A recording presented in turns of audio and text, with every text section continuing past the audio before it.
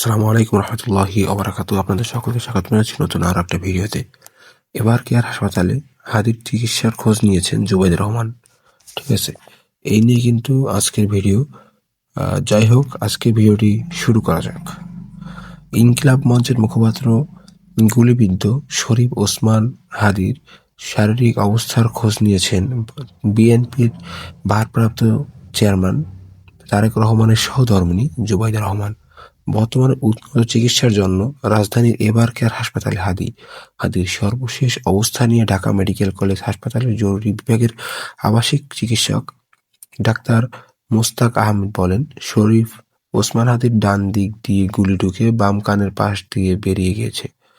সেই গুলির একটি অংশবিশেষ ব্রেনে রয়ে যেতে পারে। এর আগে আজ দুপুরে রাজধানীর বিজয়নগর এলাকায় দুর্বৃত্তের গুলিতে গুলিবিদ্ধ হন ওসমান হাদি। ওসমান হাদিকে গুলি করা ব্যবহার করা হয়েছে 7.65 ক্যালিবারের গুলি। সিআইডি কর্মকর্তারা যমুনা টিভিকে জানিয়েছে, অর্থাৎ এই বিষয়টাকে নিশ্চিত করেছে যমুনা টিভিকে। ঠিক আছে, হামলাকারী মোটরসাইকেলে 2 আরোহী দিনভর হাদির সঙ্গে মতিঝিল এলাকায় গণসংযোগে ছিলেন বলে জানান তার কর্মী সমর্থকরা। ঠিক আছে, এই ছিল আজকের ভিডিও। পরবর্তী নিউজ পাওয়ার জন্য অবশ্যই আমাদের চ্যানেল সাবস্ক্রাইব করাবেন। সকলকে ধন্যবাদ। আসসালামু আলাইকুম রহমতুল্লাহি ওয়া বারাকাতুহু।